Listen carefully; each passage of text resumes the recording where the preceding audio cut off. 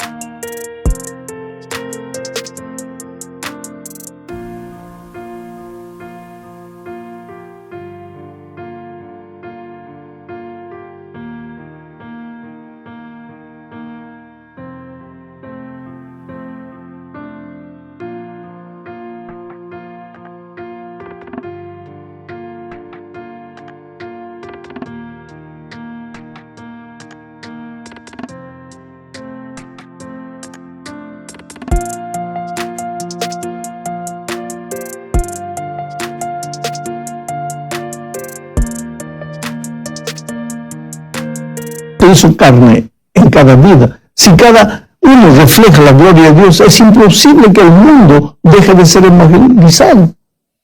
Lo primero que necesitamos para hacer evangelismo es de cristianos que hayan encarnado el Evangelio en sus vidas.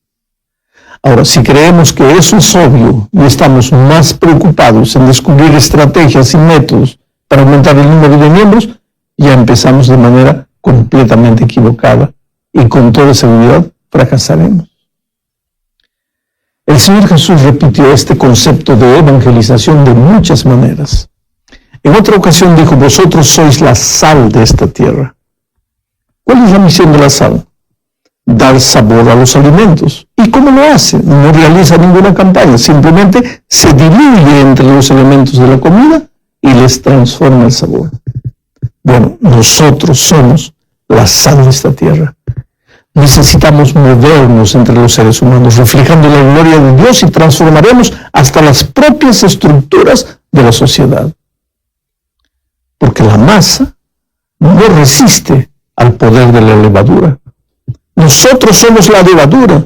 La tierra no resiste al poder de una semilla que germina y brota rompiendo la tierra. Nosotros somos la semilla. Ninguno de estos elementos que simbolizan a la iglesia de Dios cumple su misión por campañas. Ahora, mientras los miembros de iglesia no asuman su papel de luz, de sal, de levadura, de semilla, entonces viviremos inventando métodos como sustitución a la misión evangelizadora que Cristo dejó a su iglesia. Y los líderes tenemos la responsabilidad de no olvidar cuál es el plan de Dios para su iglesia. Dentro de este concepto, la evangelización es para siempre. O sea, la luz alumbrará hasta que la vela se acabe. No hay época, no hay edad, no hay jubilación. Mientras haya vida, el creyente proseguirá testificando. Pero para eso es necesario que haya habido un encuentro personal con Cristo, como lo tuvo la mujer samaritana junto al pozo después de haberse encontrado con Jesús. Ella salió dejando el balde, salió a testificar, a contar de su encuentro personal con Cristo. Sin ese encuentro personal es inútil que querramos enseñar a la iglesia a testificar. ¿Qué podría decir el que solo conoce la teoría de la doctrina, pero nunca tuvo un encuentro personal con Cristo?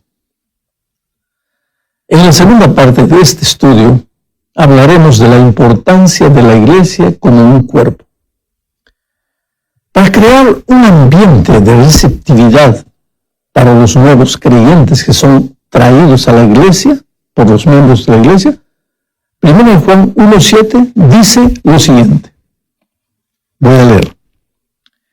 Pero si andamos en luz, como Él está en luz, tenemos comunión unos con otros, y la sangre de Jesucristo, su Hijo, nos limpia de todo pecado. Es interesante la expresión si andamos, está en el plural. No es solo uno el que anda, son varios. Es el cuerpo, es la iglesia como un todo. En la iglesia hay trabajo para cada uno individualmente y para todos como un cuerpo. La misión de traer para Cristo una persona, es el deber de cada uno, en un sentido, pero en otro es el deber de todos. El miembro tendrá mucha dificultad si en su deseo de traer personas para Jesús no cuenta con el apoyo de la iglesia como un todo. La iglesia tiene que estar atenta. Te voy a contar una experiencia. En un lugar del mundo que no voy a mencionar, una persona asistió a un programa de televisión, no conocía nada de Jesús, pero el programa tocó su corazón y esa noche él decidió ir a la iglesia. Vio al final del programa el nombre de la iglesia, buscó en la lista telefónica, encontró la dirección, a la noche se fue. Ahora es interesante, inclusive me voy a parar, me voy a colocar de pie para contarte la historia. ¿Qué sucede? Sucede que en la puerta de la iglesia habían 2 diáconos, terno oscuro, rostro serio, bien parados, firmes ahí. Esta persona que fue por primera vez, jamás había entrado en una iglesia de evangélicos, pasó por frente a la iglesia, miró de reojo, diciendo en su corazón, ojalá que me inviten, nadie me invitó. Entonces llegó a la otra esquina, se paró allá. Pensó, ¿qué hago? ¿Me voy? No, si ya vine voy a entrar. No, mejor me voy porque nadie me invita. Dio la vuelta, pasó de nuevo. Los diáconos firmes ahí. Él en su corazón pidiendo, ojalá que me inviten. Nadie me invitó. Ahí el hombre fue para allá, se quedó parado allá. Después atravesó la calle, se quedó parado atrás del poste. Después fue al frente, se quedó al otro. Entonces un diácono llamó al otro y le dice así, agarra el teléfono y avisa a la policía porque hay un elemento sospechoso ahí. En 3 minutos aparecieron varios carros de la policía y lo agarraron. ¿Qué estás haciendo? No, ¿qué estás haciendo? No, es que yo quería entrar. ¿Y por qué no entro? Es que nadie me invita. ¿Tú te das cuenta? La iglesia, como un todo, a veces no está preparada para recibir a las personas. Queremos traer personas para Cristo, pero no tenemos la filosofía de vida de una iglesia receptiva. Muchas veces el miembro de la iglesia lleva a su amigo por primera vez, pero nadie lo saluda, todo el mundo de cara cerrada. Esa persona nunca más vuelve. Pero cuando la persona va y todos lo reciben con cariño y con amor, esa persona no sale más de ahí. El otro punto a ser enfatizado en este estudio es la necesidad de capacitación permanente. No se capacita al miembro de iglesia con un seminario de 3 horas el sábado de tarde, ni siquiera con un curso de 3 meses que se da en 4 domingos de mañana. Educar a la iglesia es un proceso que dura toda la vida. Se dice que para cambiar la mentalidad de un pueblo es necesario una generación. No sé si es verdad, pero sí sé que la misión de la iglesia es también una misión educativa. El nuevo creyente debe llegar a la iglesia y comenzar a ser capacitado para el cumplimiento de la misión. Porque esa es la manera correcta de crecer en la vida cristiana. El miembro de iglesia que no trae personas a Jesús, más tarde o más temprano va a morir espiritualmente. Esa es una realidad inevitable. Fue por eso que Pablo le aconsejó a Timoteo, lo que encontramos registrado en 2 Timoteo 2, 1 al 7. Dice, tú pues, hijo mío, esfuérzate en la gracia que es en Cristo Jesús. Lo que has oído de mí ante muchos testigos, esto encarga a los hombres fieles que sean idóneos para enseñar también a otros. Tú pues sufre penalidades como buen soldado de Jesucristo. Ninguno que milita se enreda en los negocios de la vida, a fin de agradar a aquel que lo tomó por soldado. Y también el que lucha como atleta no es coronado, sino lucha legítimamente. El labrador, para participar de los frutos, debe trabajar primero. Considera lo que digo, y el Señor te dé entendimiento en todo. ¿Te das cuenta? Timoteo debía procurar personas idóneas y capacitarlas. Esa era la orden de Pablo, su maestro. Hoy, la misión del joven pastor debería ser esa. Ese era el trabajo que Timoteo debía hacer.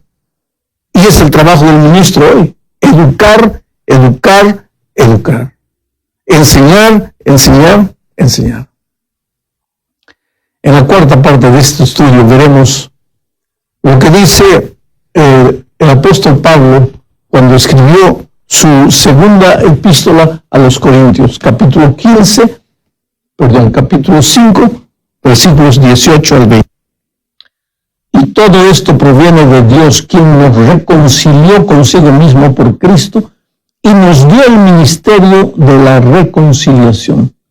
Dios estaba en Cristo reconciliando consigo al mundo, no tomándoles en cuenta a los hombres sus pecados, y nos encargó a nosotros la palabra de la reconciliación. Así que somos embajadores en nombre de Cristo, como si Dios rogara por medio de nosotros. Os rogamos en nombre de Cristo, reconciliaos con Dios. Oh querido, date cuenta que en solo 3 versículos se repite 5 veces la palabra reconciliación. Esa es nuestra misión en este mundo. Llamar a la humanidad a reconciliarse con Dios. Pero hay más. Ese llamado debe extenderse a los que un día formaron parte del pueblo de Dios.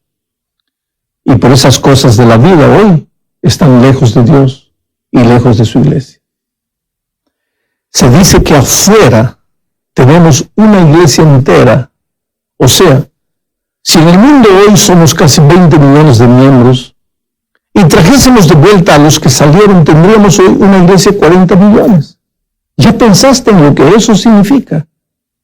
Y esas personas afuera no necesitan ser adoctrinadas, porque ya conocen el Evangelio, ya conocen el mensaje, solo están esperando una invitación de amor para regresar. ¿Qué tipo de actividad tiene tu iglesia para traer a los que un día salieron? ¿Recuerdas que eso es parte de nuestra misión? Pero para traerlos de vuelta es necesario saber por qué salieron. ¿Y sabes por qué? Cuando yo era secretario ministerial de la División Sudamericana, porque ya estoy jubilado hace algunos años, hicimos una encuesta en toda América del Sur y llegamos a unas conclusiones interesantes. Mira, 1%, no llega ni 1% de los que salen de la iglesia, salen por motivos doctrinales, porque no están de acuerdo con la doctrina. Y esto echa por tierra el argumento que muchos esgrimen diciendo que la gente sale porque no está bien preparada. No es verdad. La gente no sale por motivos doctrinales, tanto así que fuera de la iglesia, ellos continúan considerándose adventistas. Y cuando hay una discusión, ellos defienden la doctrina adventista. O sea, ellos no salen por motivos doctrinales.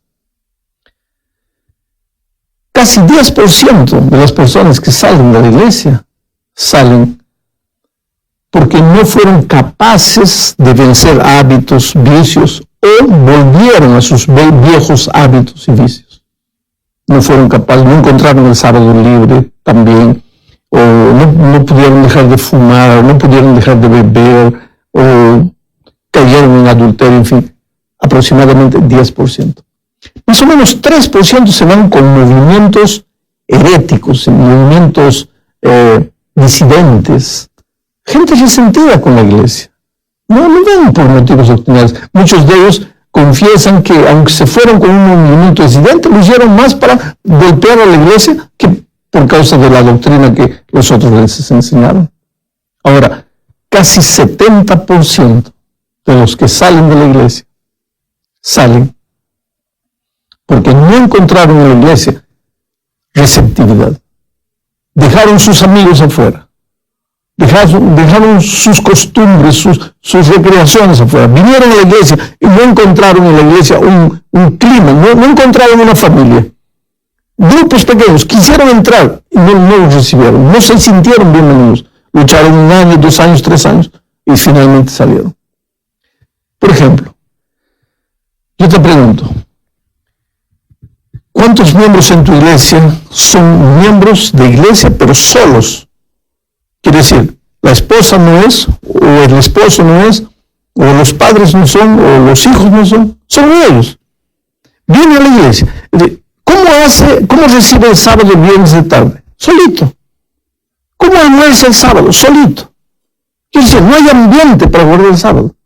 Y la iglesia debería crearles a esas personas un clima de amor. Las familias cristianas deberían adoptar familias o personas solas que se convirtieron.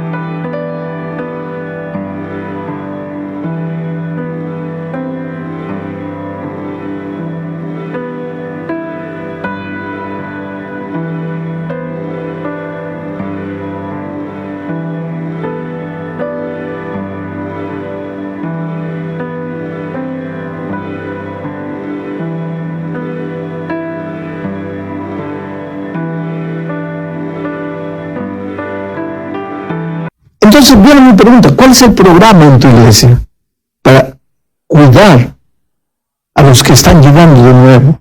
¿O cuál es el programa en tu iglesia